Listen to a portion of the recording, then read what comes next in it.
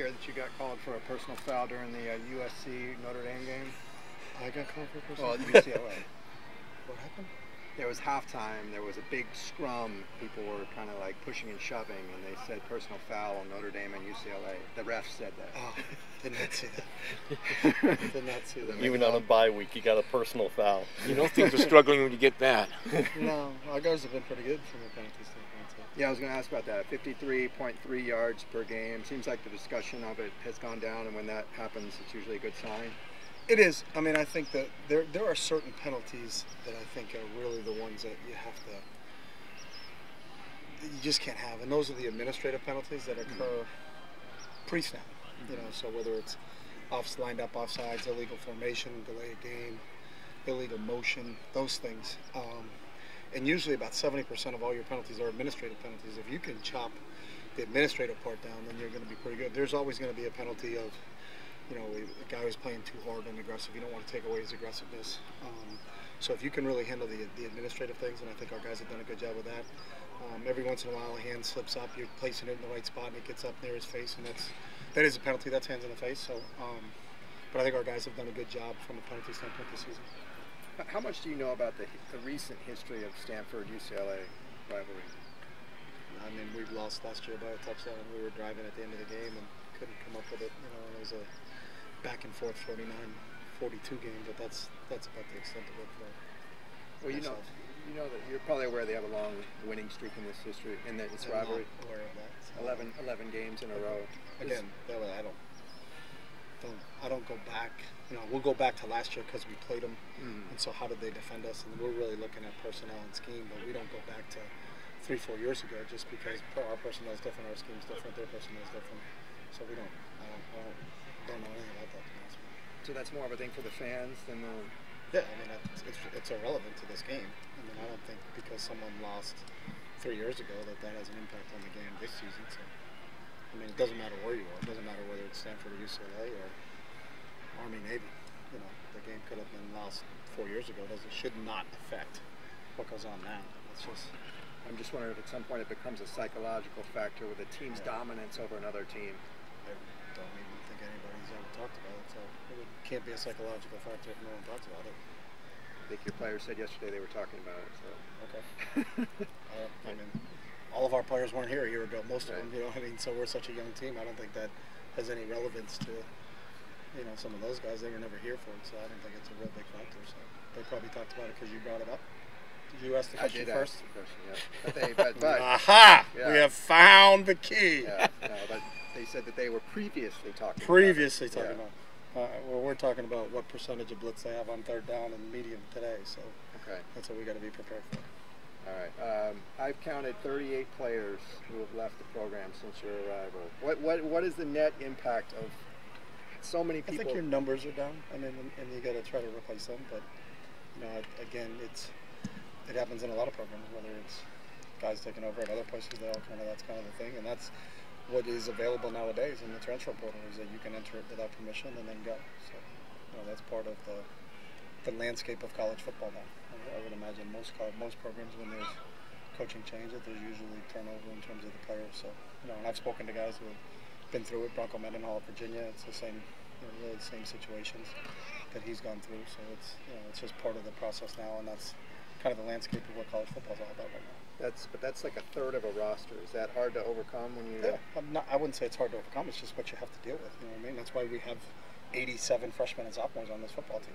You know, so you have to replace guys. We brought in 23 walk-ons in this class because you got to get to a certain number of guys you can bring to camp. But the difficult part, whether it's here or anybody else, you talk to all the coaches in the league, is that guys who take over programs, you're down scholarships because you only can replace 25. So you could have 35 scholarships available, but you can only replace 25, so you're down.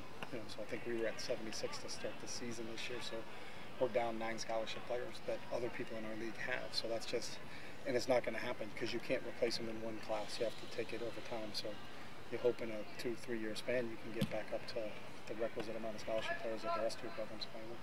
Yeah, I know everybody's individual. Some were medical retirements, some are grad transfers. Were there any of those guys that you really tried hard to convince to stay here? No, I don't think there's any situation that I think you sit down and discuss with Most of those are. I would think the predominant amount, if you want to put a number, they weren't playing. So most guys aren't going to stay somewhere where they're not playing. So, but again, they're all done on an individual basis. You know, you had some kids leave early for the draft. You know, Andre left early for the draft. Andre made the Raiders. Congratulations to Andre. You know, Caleb left early and under a year of eligibility got drafted by Arizona's on their practice squad. So that's and graduated with a degree. So you know, you look at a lot of different.